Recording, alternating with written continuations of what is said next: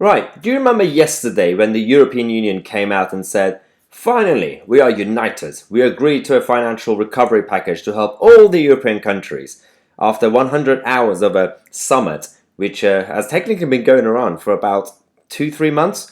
And they've been delaying and delaying because they can't even get their own act together. Every country is different.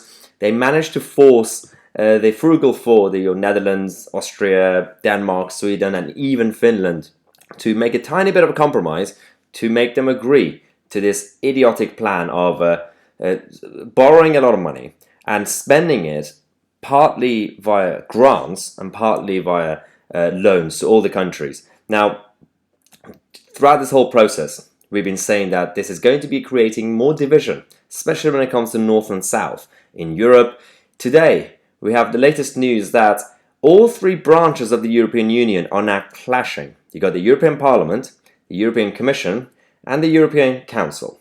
All of them are attacking each other, and it's hilarious to watch because right now the European Parliament are warning the actual executive, which is the Commission, that we could use Parliament and MEPs to block and veto this 1.6 trillion pound deal that they have agreed. So everybody thought that they're going to get all the prime ministers and presidents around and force countries like the Netherlands and others to agree and compromise, and that's it. But not really, because you got the European Parliament for once actually using their powers to warning them because they're not really happy about the objective and where the whole thing is going. So the Express is talking about how the European Parliament has branded parts of the bloc's the financial package and the spending plan as unacceptable, as a huge row threatens to break out between Brussels' most influential institutions. Now, you have the chairman of the budget committee in the European Parliament saying that we cannot accept the proposed record low ceilings, as they mean that renouncing to the EU's long-term objectives and strategic autonomy, while citizens ask for more. So that's the European Parliament side, and they're kicking off for obvious reasons. Then you have the European Council, who are focusing on the rule of law for once. Yeah, I know. And Ursula von der Leyen kicking out because she's saying that Charles Michel, who is heading the European Council, is talking nonsense. So you have Ursula von der Leyen, who has launched a massive attack on Charles Michel because of his pre-summit plans to enforce the European Union's rule of law, because he's saying that the way they plan this whole thing is not really going in favor of what we believe in and our values, and Ursula doesn't really care about any of that. So Eurocrats would then distribute this big financial package. 390 billion pounds of it will be grants, 360 billion will be loans, and this was supposed to be slightly different, but the frugal four managed to eventually compromise.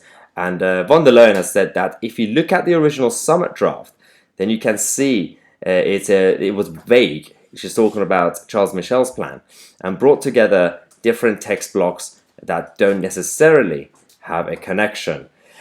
So firstly, the European Parliament, which is a fake parliament, attacking the Commission. Then the Commission attacking the Council. Then you got Hungary attacking the Netherlands. You got Denmark and Sweden attacking France and Germany. And the UK is free and independent.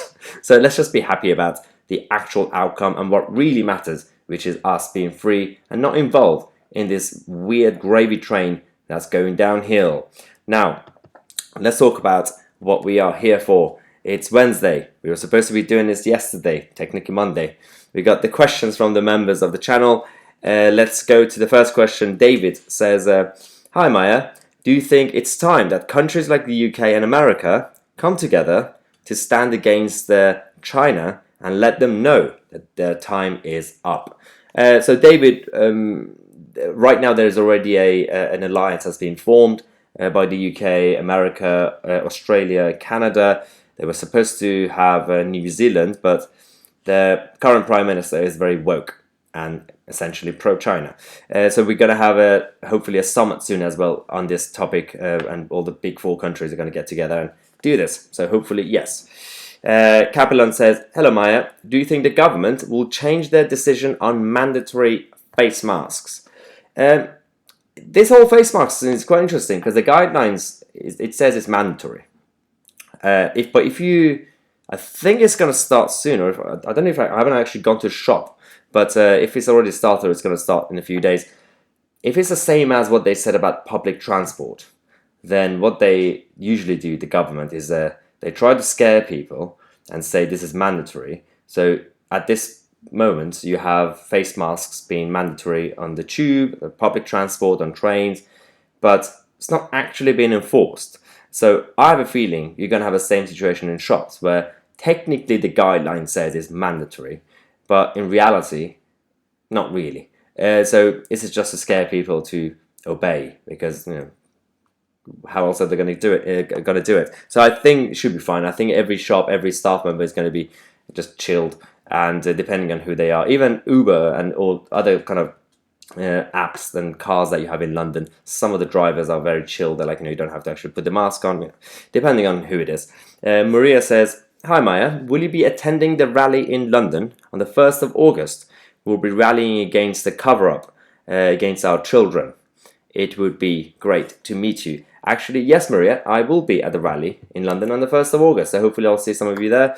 That reminds me, we have to kind of question the government on the grooming report, because still waiting, guys. Still waiting. The Russia report is out, not the other one. Clyde says, hi Maya, what became of the EU PPE scheme? Did it ever actually provide any PPE? There has been a deafening silence from the media on this issue.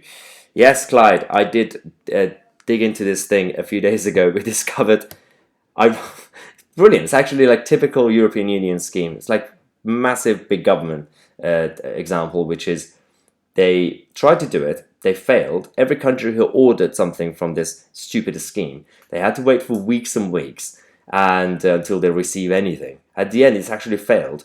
But on the plus side, you had the private sector and private providers giving out face masks and PPE in general cheaper in terms of the cost. And it's actually worked. So most countries now, including Italy, have managed to get all the PPE that they need, but no thanks to the EU PPE scheme. So classic big government. Next question says, has the British government come to an agreement on fishing with the EU? If not, why not? Why do the EU want to fish in our water? So there's no agreement. That's why in tomorrow's video I'm actually gonna talk about the deadlock, because the way things are going, I'm not going to spoil tomorrow's video, but seems like WTO Brexit is more likely than ever before, because both sides, neither side can actually agree to that when it comes to the fisheries and this issue, they can't do it. The reason the EU want access is because they're used to it. They've had free access for decades, for a few years now, and from their perspective, that's just how partnerships and cooperation works. These are the people who don't even believe in borders. So what do you expect? So this is not going to happen, because luckily the current governments, with all their flaws, with Brexit, they've been very good and robust, and they've been saying no on this issue. So that's good. Julie Day says, how do contact and trace program contact people with no mobile devices? So Julie, there are two separate schemes. So you got the contact and trace stuff, and then you got the actual app. So the app is, yes, you need obviously a phone or some sort of device. The contact and trace is more manual. So as long as they have some sort of contact details, even a landline, if you go somewhere, you write it down in a restaurant or something, then they can still contact people who have been out in public. They might have been infected or something. The whole thing is imperfect anyway. It's just a stupid way to, they're trying their best, but it's not working. I did make a video about how the contact and trace team have been so incompetent. They've hardly been making any phone calls a while ago. Alan says, hi Maya, on your future channel development, I appreciate a continued focus on China as well as our domestic issues. What are China's objectives considering recent concerns, Yes, obviously, Alan, I have been making videos about China, but I will definitely be focusing on a lot more issues, including this, because so firstly, for the members of the channel, so you've seen I've posted on the community page. If you're not a member, you could become a member. Check out the link in the description. But for the members, as I said, I'm making some changes to the channel in a couple of weeks, and we're going to expand the whole operation. So we're going to have a proper daily show and proper program, which means we're going to split the domestic politics and also the international affairs and foreign news and everything. So that's going to be my focus, especially with, in the words of Donald Trump, China.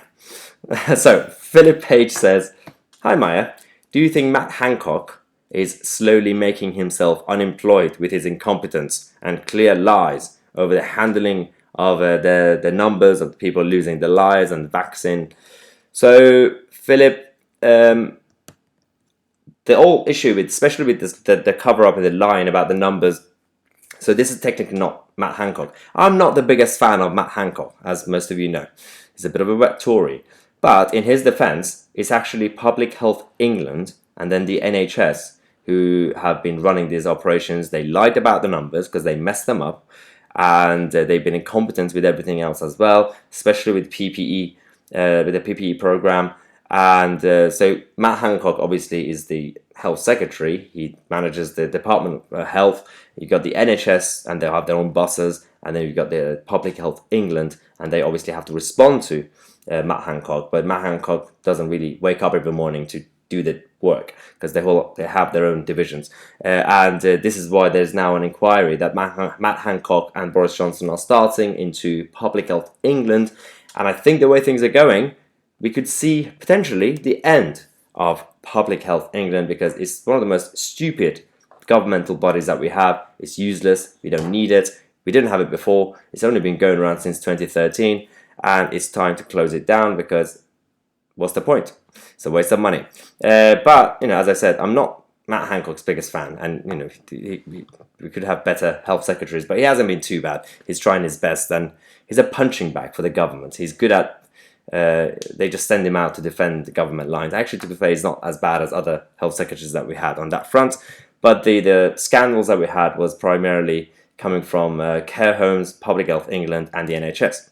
So this is all we have for today. Thanks for watching. Don't forget to support the channel by becoming a member. As I said, the link is in the description, or you could just go on youtube.com/myatc/join. And if you're new to the channel, subscribe to the channel. Become one of the, what do we call ourselves actually? Put a comment in the comment section. Most YouTubers and also commentators have some sort of name for their followers. We need a name. So come up with a name, and don't say Maya's Army. Some people have been saying that. No, we are for peace. Anyway, thanks for watching. I'll see you guys tomorrow with a new video.